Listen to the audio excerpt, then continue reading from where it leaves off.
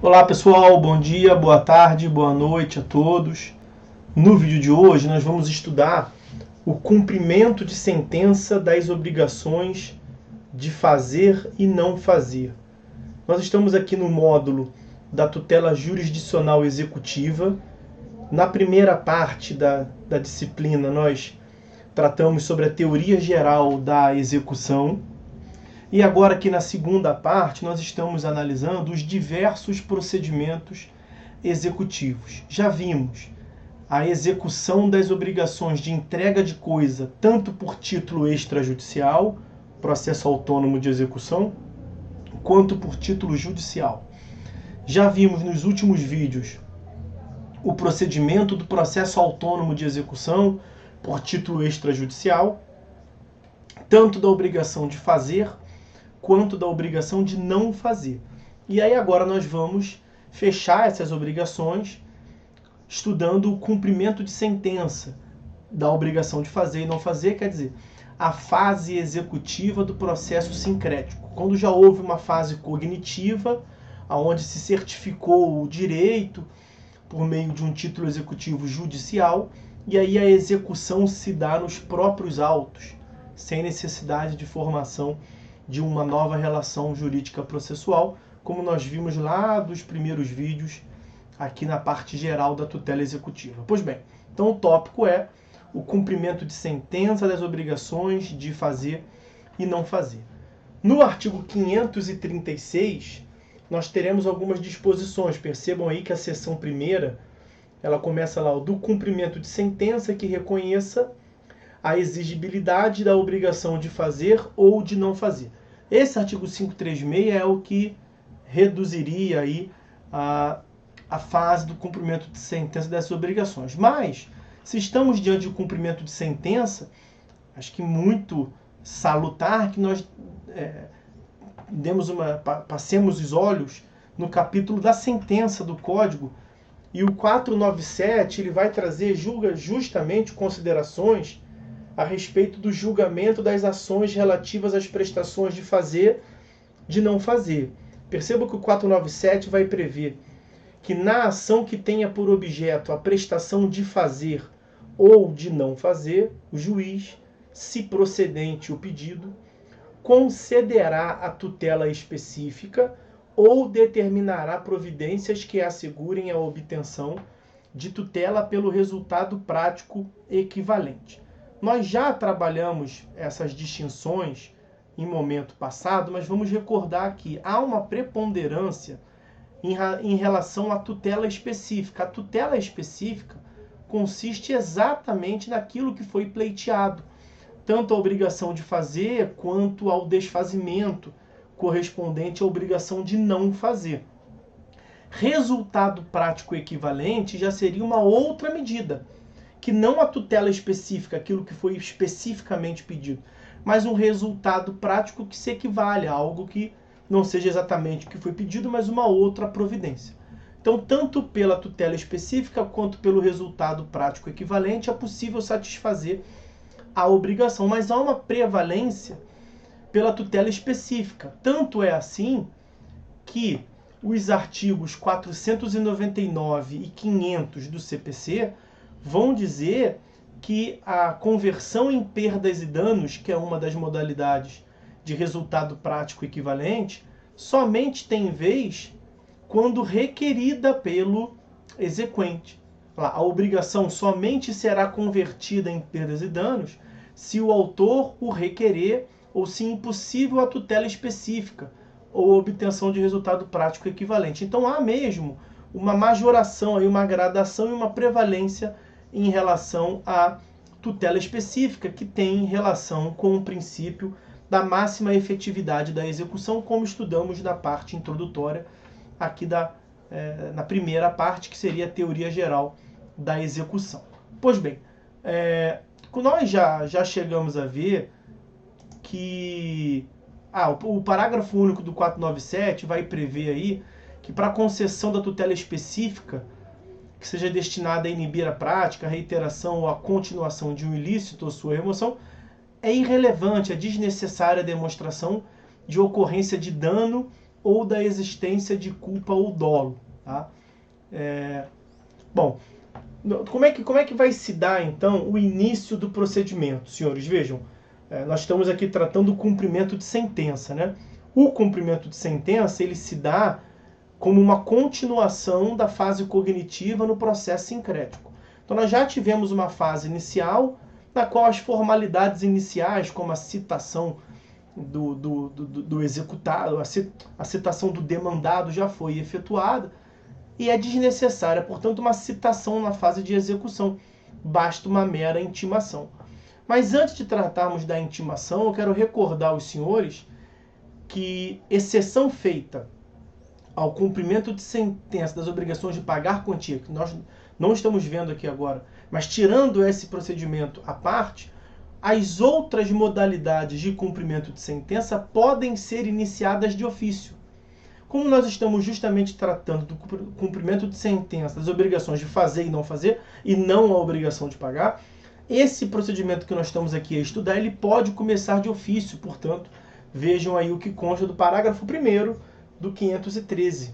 O cumprimento da sentença que reconhece o dever de pagar quantia, seja provisório ou definitivo, far-se-á a requerimento do exequente, numa leitura contrário senso.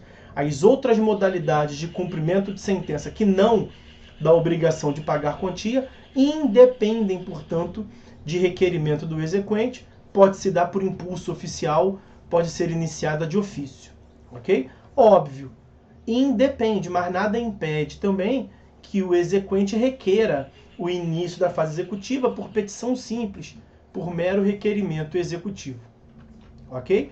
Tendo sido providenciado esse requerimento ou o início de ofício do cumprimento de sentença, deve ser providenciado a intimação do executado. Isso é uma providência muito importante. Nós já estudamos esse parágrafo 2º do artigo 513, mas resumidamente, o executado será intimado na pessoa do advogado por diário de justiça, ressalvada a hipótese do parágrafo 4º, na qual já tenha transcorrido mais de um ano do trânsito em julgado da sentença. Nessa hipótese, o executado deve receber uma intimação pessoal, tá? Por meio de carta com aviso de recebimento. Então, essa é a primeira hipótese.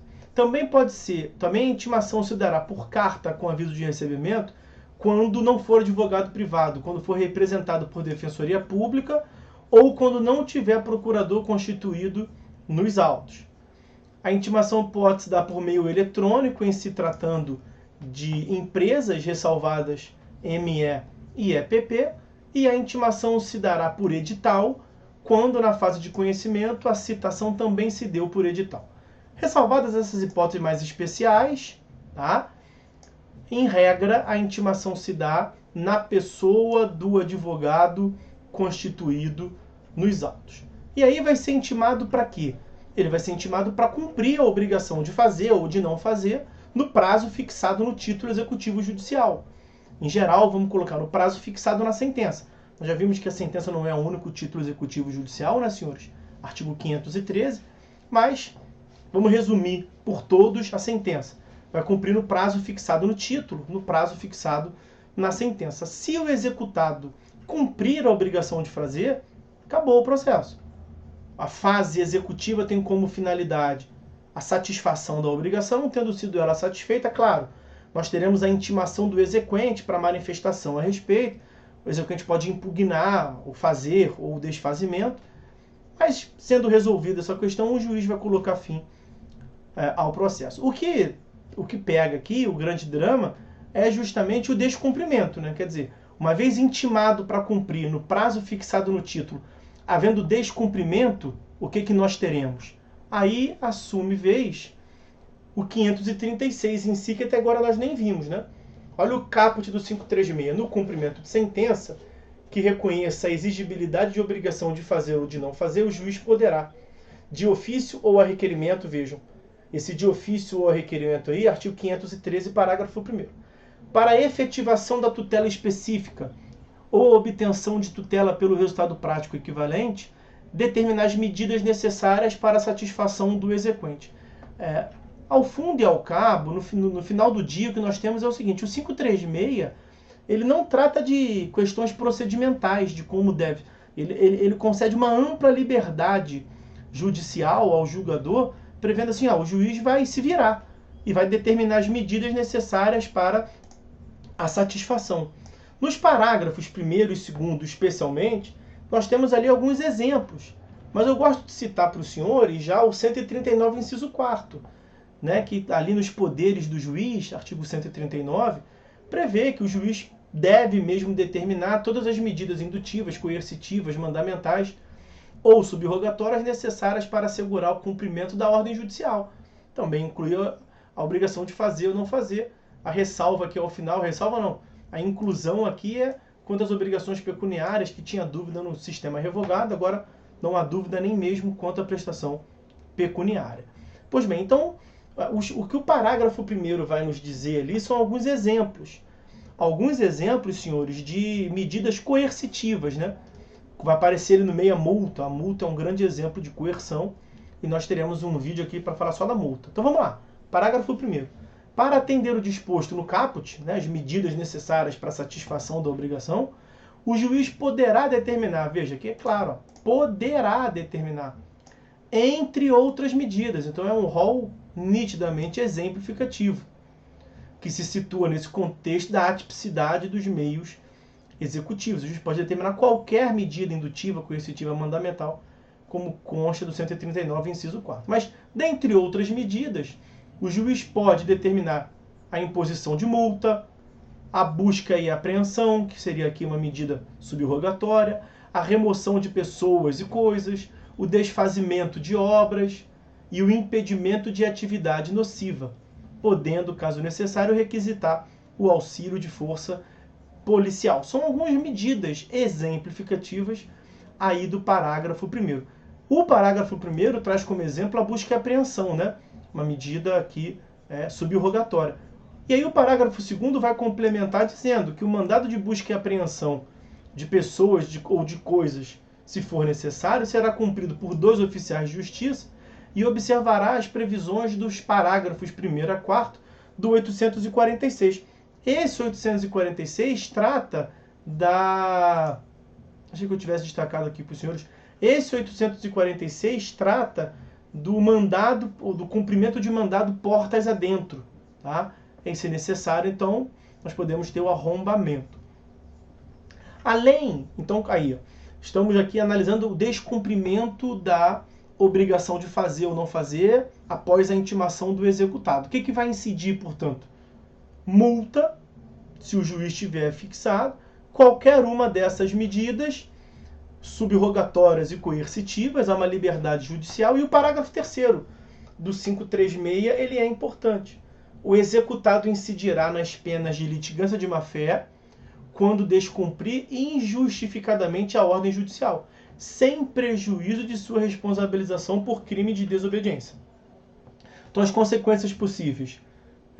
Qualquer medida subrogatória, coercitiva, indutiva ou mandamental, a título de exemplo, multa, pode ter cumulação da multa com uma outra medida.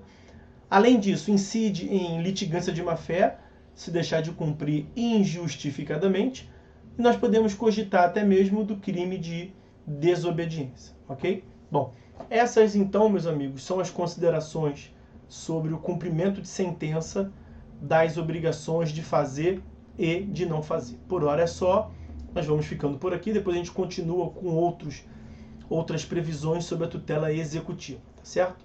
Forte abraço a todos, fiquem todos com Deus, até a próxima.